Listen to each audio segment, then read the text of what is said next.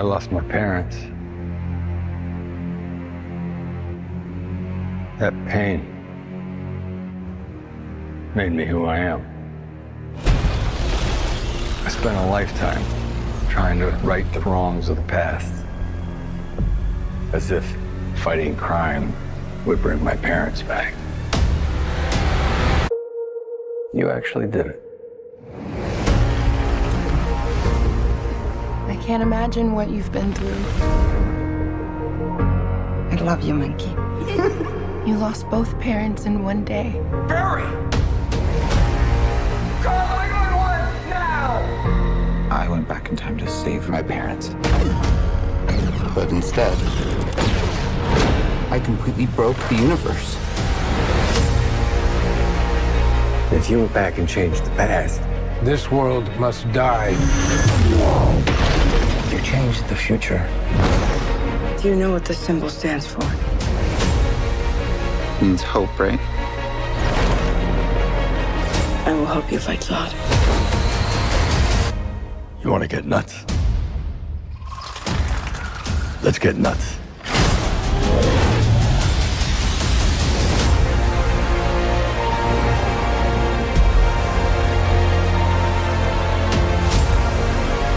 I have to undo what I did. These scars we have make us who we are. We're not meant to go back and fix them. Don't let your tragedy define you. What did you do?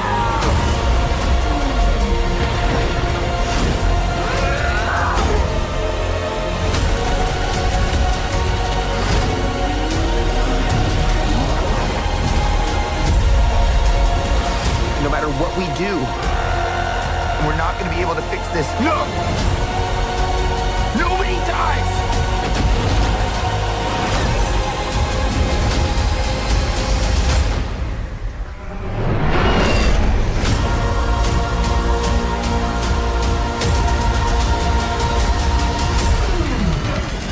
You're strapped to your parachutes. Where's yours?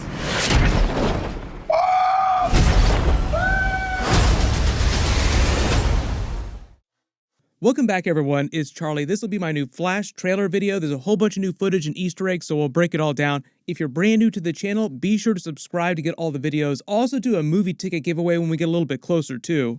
This trailer just doubles down more on Michael Keaton's Batman, talks a little bit more about his origin story and why he became Batman in the first place, about losing his parents, and about how the Flash literally was able to go back and save his parents, whereas Batman was metaphorically trying to save his parents, like he knew that he couldn't time travel, but the Flash actually did time travel. In Ben Affleck's Batman trying to tell him some of the lessons of the comic book Flashpoint, like your pain makes you who you are. Because that informs his own Batman character, all versions of Batman, like they became Batman out of their pain. And that drives them to become better people, like he's trying to inspire the Flash. But then you have this other younger version of Barry later in the trailer where he's screaming at our version of Barry Allen from present day, saying, no, no, no, nobody dies. And it sounds like that informs him becoming the dark version of the Flash. They're just calling him Dark Flash. And he has this Kryptonian-looking crazy suit that looks kind of like a version of Reverse Flash's suit from the New 52. He's sort of like a secret villain in the movie from yet another different timeline, because we're talking about all these converging timelines, the idea of hyper time in the DC universe converging in this one place because of the way they're fracturing time with the Speed Force. The movie's based on Flashpoint, but it's sort of a combination of the ideas of hyper time, different timelines like you talk about in the Loki series in the Marvel universe, and traditional time travel that you see in the Flashpoint story in the comics. Every different comic book movie has their own idea about how time travel actually works. But the trailer actually starts with Michael Keaton, Batman's character, talking about losing his parents, why he became Batman in the first place, on the ruins of his mansion. But remember, most of the movie is set about 10 years ago in the past, like this younger version of Barry is about 10 years younger during the events, or right before the events of the Man of Steel movie when Zod shows up. But because we're talking about hypertime here and converging timelines, Michael Keaton, Batman's timeline has been supplanted on this Earth combined with Barry's own timeline. So when he says, I created a world with no metahumans, he's talking about these converging timelines, and it's the timeline from Michael Keaton Batman's Earth where there weren't metahumans. He touches the picture frame of Thomas and Martha Wayne when he was a child. But just starting with all of his suits here, the one in the center is the one that you see him actually wearing in the trailer. It's just meant to be his most advanced suit that he has so far. They didn't say how many years he's been dormant, like how many years since he's been running around as Batman. The way he looks, it seems like it's been more than a decade. For the most part, they're all meant to be based on his same design language from the 1989 Batman suit. That one is actually in the background on the right here. The one directly is the one that he wore in Batman Returns, just slightly more armored. That was the whole joke of him using that suit in the movie, because Selina Kyle was able to use her claws to penetrate his suit.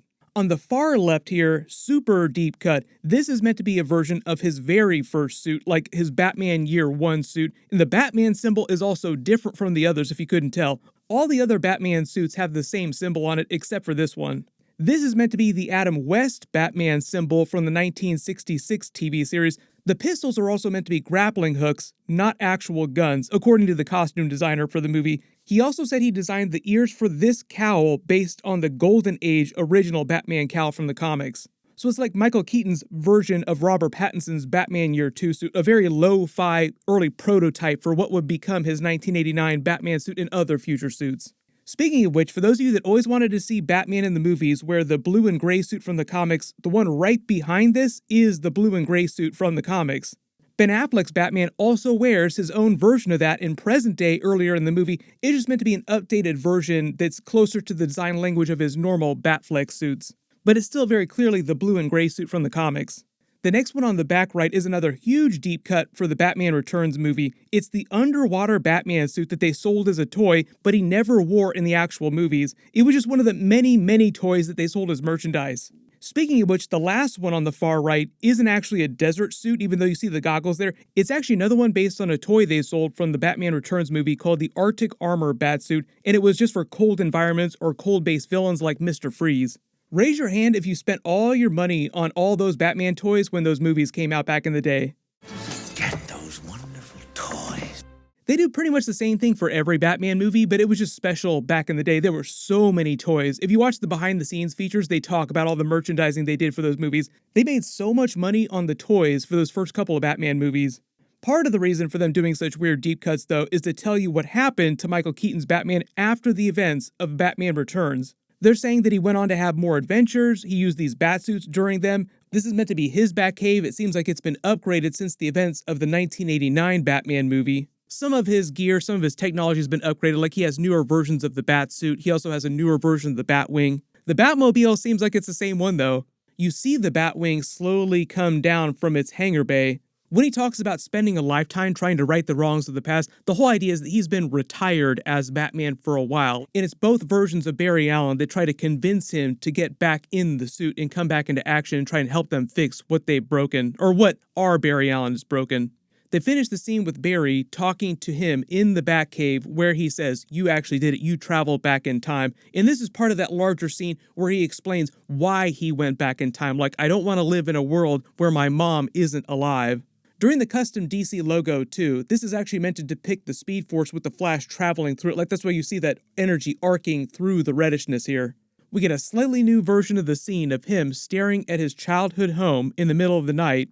The woman saying, "I can't imagine what you've been through," actually sounds like Sasha Calay's Supergirl talking to him. We get a longer scene of him as a child with his mother and father and his mother's death. When she says you lost both parents in one day, she's actually talking about the death of his mother, but his father was hauled to prison. A big part of the movie, or a plot point, is him helping his father get out of prison. I don't know if they changed that a little bit. In the original version of the movie, the ending was just a little bit different. But I think that part of the movie stuck, like he's still trying to get his father out of prison. That's part of the Flash's origin story that they've only hinted at in the DC movies so far, even in Zack Snyder's Justice League. The whole idea, the Reverse Flash is the person who actually killed his mother, even though the Reverse Flash himself isn't supposed to be a big character in this movie. Unless they radically changed his origin story, I'm assuming it was still Reverse Flash of the DCEU, or now the DCU, and we'll just see him in a future movie, or they'll just tease him at some point during this movie. As far as I know, they haven't cast an actor for that role yet. This is a similar scene of him traveling through the Speed Force, traveling back in time when he's talking about going back to save his mother and his father. The way they cut the footage is a little misleading. I don't know if this is meant to be the moment he arrives in when he travels back in time, like he stops in the middle of the street and sees the Kryptonian ship, Zod's ship, destroying the Earth. But this is meant to be right when he arrives, and the whole idea is that the hypertime, the combining timelines, have overwritten his own main timeline, and now Superman isn't there, Aquaman isn't there, as far as we know, Wonder Woman isn't there either. And that's why he has to sort of reassemble a version of the Justice League with what he can find on this Earth. Like, he hears about a Kryptonian, but it winds up being Sasha Calle's Supergirl who came to Earth in her pod, not Henry Cavill's Superman. As far as I know, Zod's whole storyline is fairly similar to what it was in Man of Steel. Like, he knows about the Kryptonian signal, so he's coming to Earth. I don't know if the whole Codex storyline, with the Codex being written into Superman's DNA, is holding with Supergirl too. That was really the reason why he came to planet Earth, because he was looking for the Codex. He didn't care so much about Kal-El. There's another Easter egg for Henry Cavill's Superman when she asks him, do you know what the symbol stands for? It stands for hope, and it is based on the design of Henry Cavill's Superman symbol. In the background, you can see the younger version of Barry in their homemade version of the Flash suit, cobbled together from an old Batman suit that they've just repainted. We get that classic Batman line, you want to get nuts, let's get nuts. You want to get nuts? Let's get nuts. Then he had us. Right shot. Now you want to get nuts? Come on. Let's get nuts. There's a new scene of Batman dropping them into battle with the Kryptonians.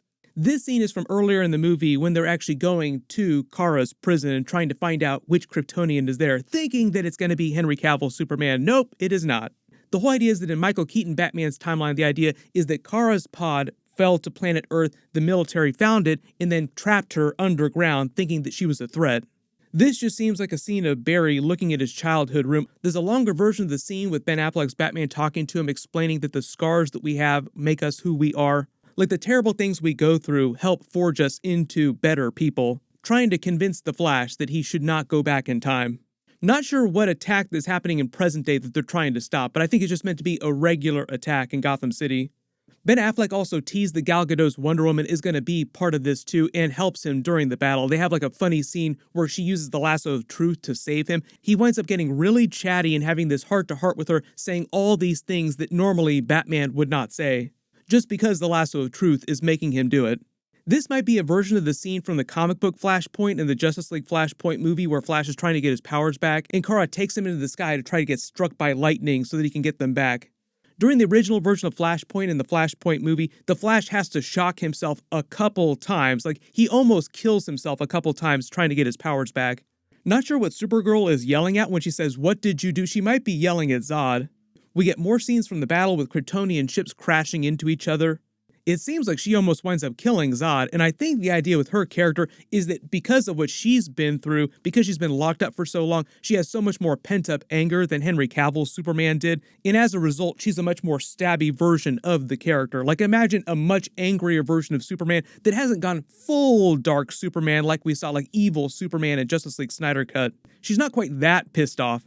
This is another scene of them inside Kara's prison trying to rescue her, with Batman using his cape to block the bullets. This scene of the Flash running up the building might have something to do with the Kryptonian attack. Like, it just seems like all of creation is being swallowed up and destroyed. Really cool scene of Batman flying through the air, too, in the middle of whatever attack is happening in the regular present day before the past gets changed. And like I said, this scene at the end of the trailer with both Barrys talking to each other, with the older Barry, like the regular Barry, talking to the younger version, trying to convince him that they can't save everyone, seems like it's the turning point for the younger Barry, and they're inside the Speed Force, and younger Barry winds up going off the rails, turning into the dark version of Flash. Some of these scenes during the Kryptonian fight, like the Kryptonian jumping up on Batman's ship and punching it, seem like it's right out of the Man of Steel movie, like they're paralleling a lot of scenes from Man of Steel. With a really cool scene of Batman just jumping out of the cockpit and using the cape like a glider to make it to the ground. Then at the end, when they transitioned with the symbols, you notice that they work in all the character symbols. Like, you have Michael Keaton Batman's symbol, you have Ben Affleck Batman's symbol, the Flash symbol, and Supergirl's symbol, which is the same symbol as Henry Cavill's Superman. Even though Wonder Woman is in the movie, obviously they don't put her symbol, and I think because they don't want to reveal her yet. The very last scene with Batman flying to Earth away from the Batwing, though, is obviously meant to be a direct callback to the scene from Batman 1989 with the Batwing in front of the moon. Like, they're literally doing the same shot. I'm sure there'll be lots of direct scenes and callbacks to that 1989 Batman movie and Batman Returns, like they have the "Do you want to get nuts" line in the movie, as well as a couple other lines too, like, "Yes, I'm Batman." You are? Yeah. I'm Batman. Where are you? I'm Batman. Some of the other cool cameos that we've learned about is that there is supposed to be some Speed Force cameos, like really quick blink and you'll miss it cameos for Nicolas Cage's version of Superman, who's supposed to be fighting a giant robot spider. And if you remember, Tim Burton was supposed to make the Nicolas Cage Superman movie, and during that movie, during the original script, he was going to fight a giant robot spider. So it's sort of them doing an Easter egg for the Superman movie that never was. Like, it did happen, just in an alternate universe. I believe that George Clooney's Batman is supposed to have a cameo somewhere in the movie too, like blink and you'll miss it, kind of a funny moment. But he's also meant to be from a separate Earth. Like, they're saying that all the older Batmans like Michael Keaton, George Clooney, and Val Kilmer all came from different Earths. And supposedly there will be some Henry Cavill Superman cameo scenes in the movie, but the scenes are just taken from Justice League. They're not new footage that he filmed. If you spotted any other new Easter eggs or references in the trailer that weren't in my previous trailer videos, just write them below in the comments. I'll do more Flash videos soon. We'll be getting more footage really soon. Everyone click here for my brand new Blue Beetle trailer video, and click here for all my other Flash trailer videos. Thank you so much for watching. Everyone stay safe, and I'll see you guys in the next one.